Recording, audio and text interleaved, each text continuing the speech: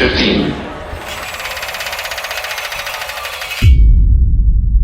I'm here to talk about the book I've written, The Go-Between, borrowing sort of a title from elsewhere. It's about another boy, but in another time. For me, The Go-Between really opens a door into a hidden community.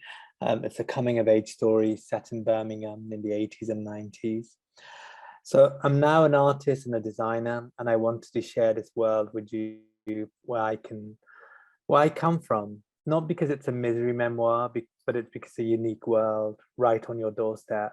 It's a world of migrants. Each time you walk past someone whose culture is different, whose world is so different to yours, from their class, from their race, their language, their culture. This is the book which opens that up. It's a non-judgmental book from the eyes of a child, and it's of a particular time of the 80s and 90s when I was growing up. And it's a story of the people I love, people who have shaped me. So really, we all lived in a red light district on the wrong side of the tracks.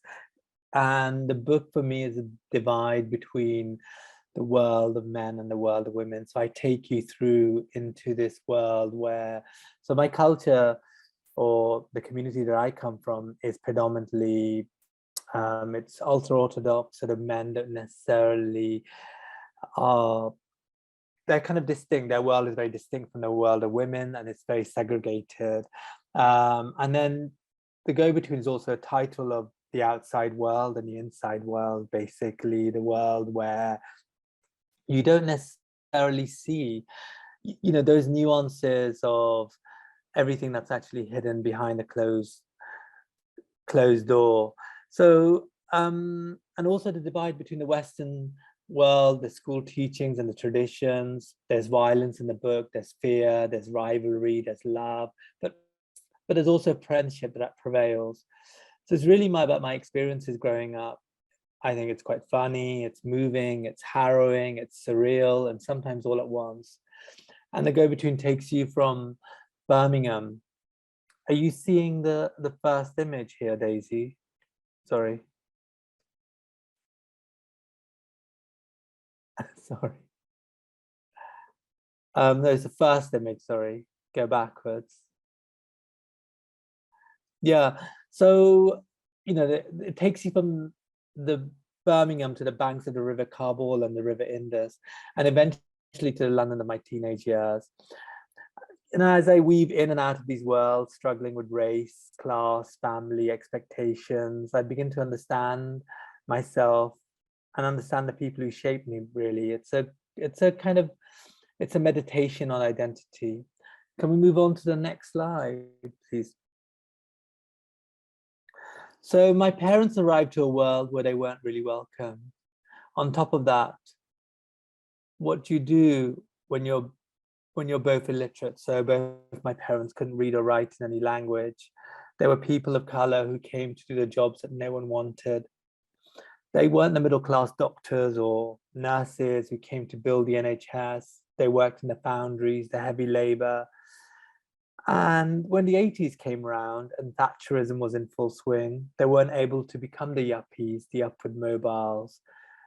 They found the factories' doors closing when we started actually deindustrializing the North, and they couldn't really upskill themselves. They didn't have the skills to do so. So they weren't able to work in the call centers.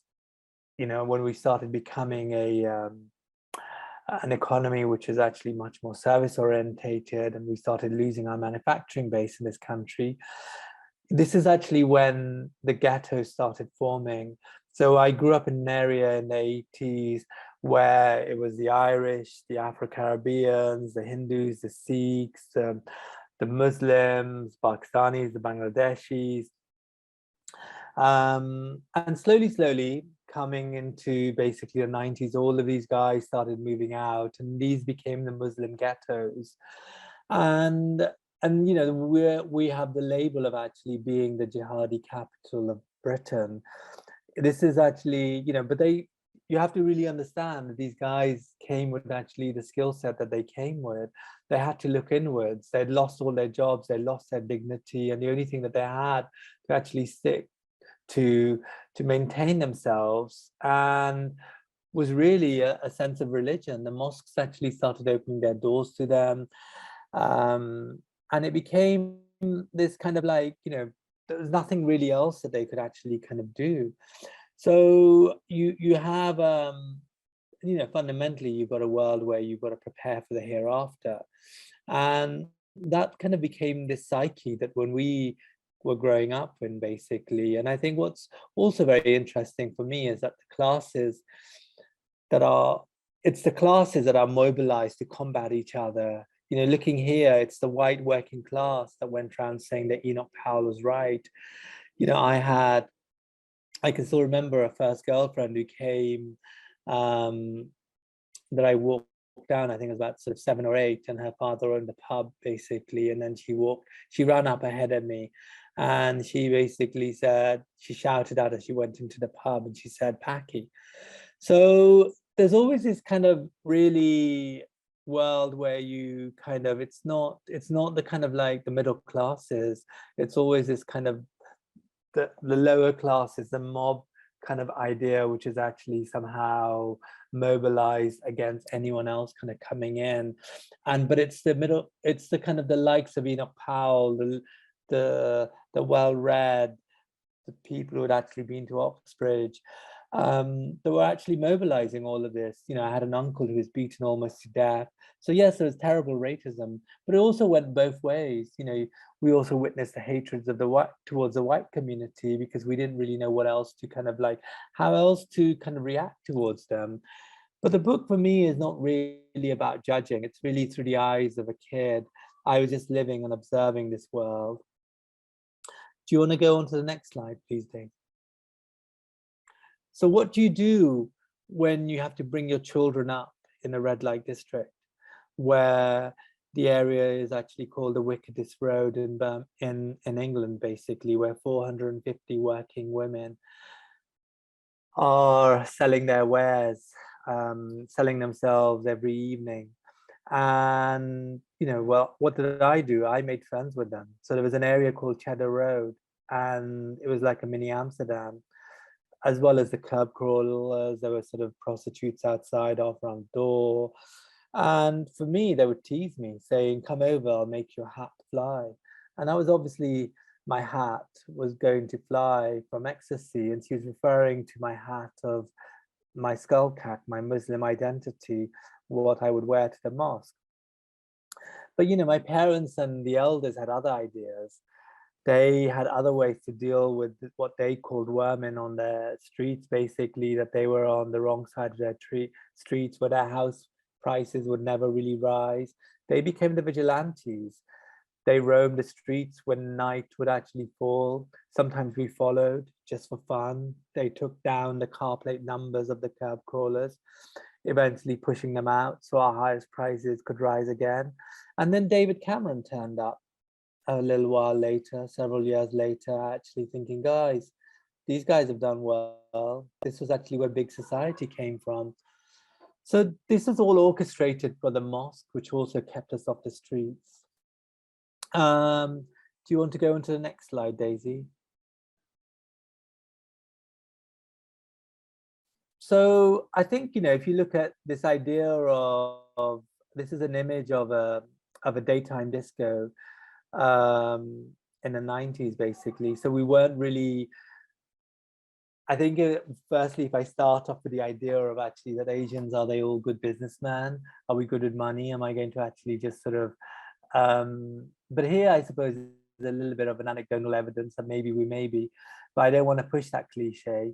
So you have empty nightclubs in the day, and you have a lot of large amount of South Asian kids who can't necessarily go out in the evenings. So it was a real creative act, really. So this is how we started creating our own culture, when we weren't really allowed to go to the clubs in the evening.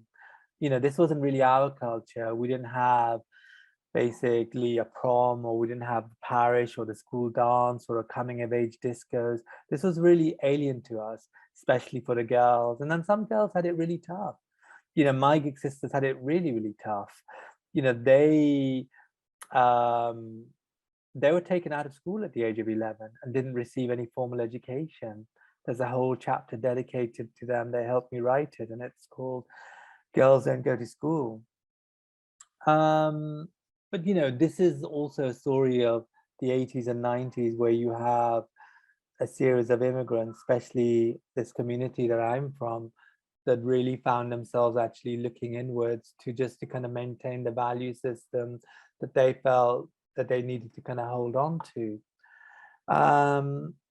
The bulk of the book is really at the age of like 11, 12, of a kid just walking through this kind of world of difference. The women aren't allowed to go outside. They aren't allowed to go to shop. So I find myself as a go-between on many different levels. And lastly, the last, do you just want to do the last slide? So lastly, the book is, as I was saying, it's really about more like a 10-year-old kid, but there is an arc, and there's 1 or 2 chapters just about as I grow older and I come to London. It's less about actually my work and my career. It's much more about this hidden world. But for me, you know, coming to London was an escape, but also a hole which I'm still trying to find a floor in sometimes, really. And I think when you're a creative, you always try and find what sort of conversations that you have. I recently did a show at the Icon in Birmingham, and I took my mother to see it. And she, it was a kind of assemblage of her bedroom, and she said, "Who sleeps here?" So just kind of, it was quite mad, actually, really, her understanding how she thought of something and how I thought of something, and how I entered sort of a privileged world of how I'd managed to put to bed in a white gallery space and pontificated on it. And she would have thought, well, you know, this is a bed, it's a functional object. Someone needs to sleep on it. There's many homeless people in the world. So, you know, for me, it was this idea of coming to London, how do I create identity? And I think making clothes was very easy to me. My mum was a seamstress, and that was actually the community and the world that I had a window into. So I could dress up and express myself, show myself to the world. But, you know, as a kid, we weren't really allowed to watch TV. I wasn't allowed to draw. So I found myself here in a way of actually expressing myself, a performance in many different ways. So that's really what this book is really about. And it's really about a meditation of identity, of finding a search for belonging, and finding a sort of, within rigidity, finding a creative space. I hope